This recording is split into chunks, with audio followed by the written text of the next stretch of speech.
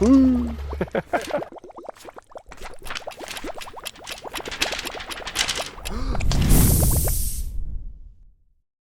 What's up, everybody? In this video, we will be covering all of the high-yield essentials when it comes to the topic of prokaryotes. If you have not yet, remember to check out these other two videos on cell and microscope and eukaryotic cells.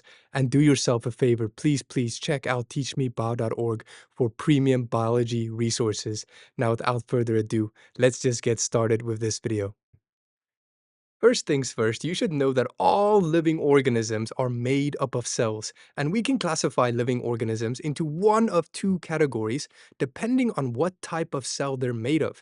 Eukaryotic organisms, like me and you and plants, were made up of eukaryotic cells, whereas prokaryotic organisms, like bacteria, they are made up of prokaryotic cells. So obviously in this video, we're going to be focusing here on prokaryotic cells. Now the big question is, which organisms are prokaryotic? I just mentioned bacteria. That's a very important one, probably the most important one that you need to know because of its relevance to human beings. And also archaea, but it's less important. Now, why do we care about prokaryotic cells? Guess what? We care about bacteria because some bacteria are bad. Most bacteria are actually quite good, and they're helpful to our bodies. But when they're bad, we need to know how to kill them. We need to understand their structure so we can target them with antibiotics. That is why. Now, roughly, how big is a prokaryotic cell? Roughly around the size of an organelle inside a eukaryotic cell. Roughly around the size of a mitochondria, let's say. Now, what distinguishes prokaryotic cells from eukaryotic cells? What's the big obvious thing? The big obvious thing is compartmentalization. When we slice open this bad boy and we see what's inside, you'll notice that there is no compartmentalization, unlike for eukaryotic cells. Remember, compartmentalization is how all different processes are organized into little different rooms, little separate compartments. For example, mitochondria, nucleus, Golgi apparatus, rough ER, and so on. Prokaryotic cells don't have that. Everything is mixed and jumbled together. There are no membrane-bound organelles. There are organelles, there's ribosomes and so on, but they're not confined by a membrane like eukaryotic organisms. That's very important. Please remember this. It's super high yield. Now, the last thing here is prokaryotic organisms are unicellular. The whole organism is just one cell. That is it. A bacteria is one cell. Unlike eukaryotic organisms like me and you and plants that are made up of many cells, we are multicellular. Now we're going to go ahead and look at the prokaryotic cell structures in detail. The first thing I want you to know is that there are some prokaryotic cell structures that all prokaryotic cells have, and there are some prokaryotic cell structures that only some of them have, some unique structures. So what we're going to do now first is we're going to dive into all of these structures that all prokaryotic cells have, all bacteria. Now, where the heck do we even start? The best place to start is from the outside and work our way inwards. So what is going on right here? We're going to zoom into this area to see what's happening. We can see two key layers, this one right here and this one right here. This inner layer you may recognize. This is the plasma membrane, also known as the cell surface membrane. Now, what's the job of this guy? His whole job is to control what goes into the cell and what goes out of the cell. It's that simple. What about this outer layer? This is the cell wall. The cell wall. And in the case of prokaryotic cells, the cell wall is made up of what we call this crazy structure, which is peptidoglycan. Now, what's the purpose of the cell wall? Well, mainly protective purposes, to prevent damage from the outside of the cell or to prevent the cell from bursting from the inside if it starts swelling up. Now, don't forget this, guys. These plant cells also have a cell wall, but the fundamental difference is the structure of the cell wall. In plant cells, the cell wall is made up of cellulose, whereas in prokaryotic cells, it is made up of peptidoglycan. Please remember this. Now next, what is this arrow pointing to? This one is the cytoplasm. The cytoplasm refers to anything within the confinements of the cell, anything within the cell membrane itself. Now, what's the job? Well, it just stores, it holds all of the contents of the cell. It is a fluid jelly-like kind of consistency. And what's special about prokaryotic cells is that inside the cytoplasm, there is no membrane-bound organelles. Please remember that, no compartmentalization. Now, what's this one pointing to? This one is pointing to the nucleoid region. This is the region in the prokaryotic cell where DNA is stored, where the genetic material is stored. You can see it right here.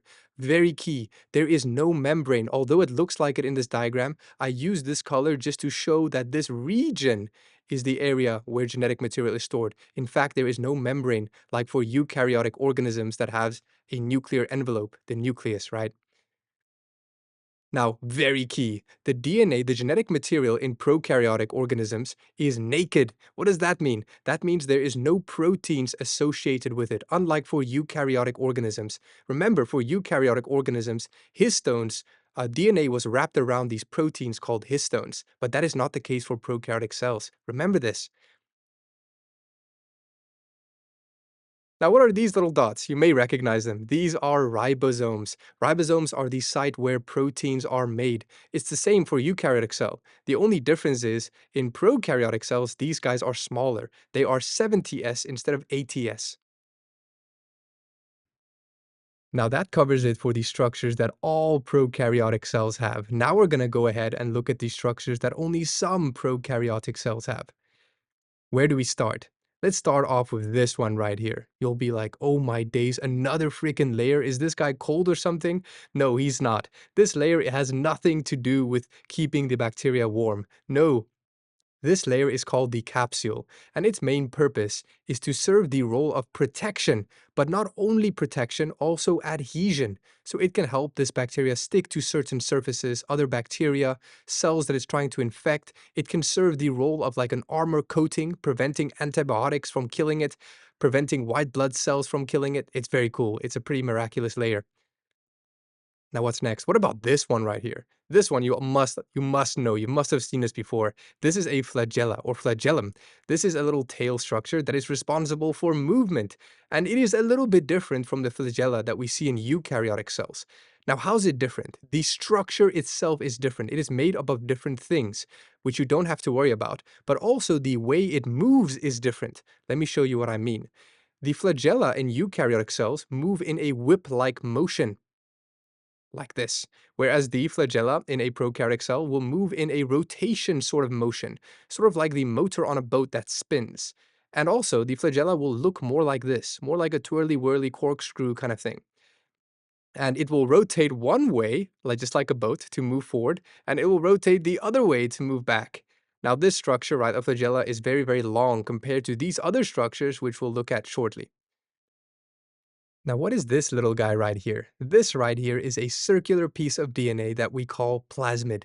Now, your initial reaction might be, what is the difference between this piece of DNA and the main DNA that we find inside the nucleolus? And that is a great question. The answer to that is, the main DNA is essential for the basic survival of a bacteria.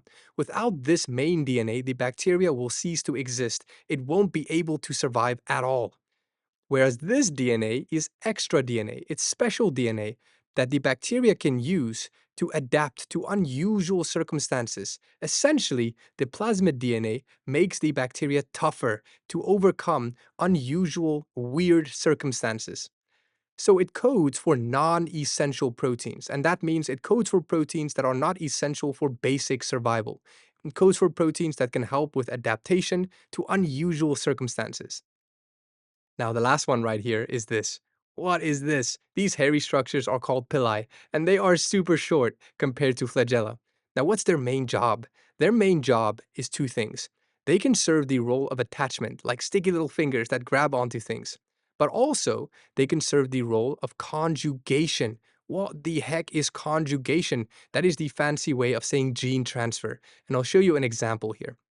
If you have two bacteria, and the one has a plasmid that contains these very special DNA that helps it survive unusual circumstances, and the other bacteria would like to have that DNA because it also wants to be tough and resilient like this bacteria.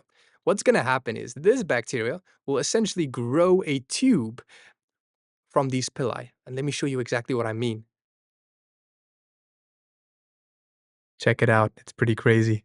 So once this tube was grown from these little pili, What's going to happen is this bacteria will replicate the plasmid DNA that the other bacteria wants, and it will send it right over through this tube until the other bacteria receives it. Now, guess what? Now, this bacteria also has this extra bit of special DNA to overcome and adapt to unusual circumstances. Isn't that just crazy? In this last segment, we're going to take a look at some microscope images. This should be pretty fun. We know with a light microscope you cannot magnify the image that much, so we will be able to see a ton of little prokaryotic cells dangling around together. If we use an electron microscope, specifically a scanning electron microscope, you will be able to zoom in a lot more and see the three-dimensional outer surface of a prokaryotic cell, kind of like this. It's three-dimensional, it's pretty cool.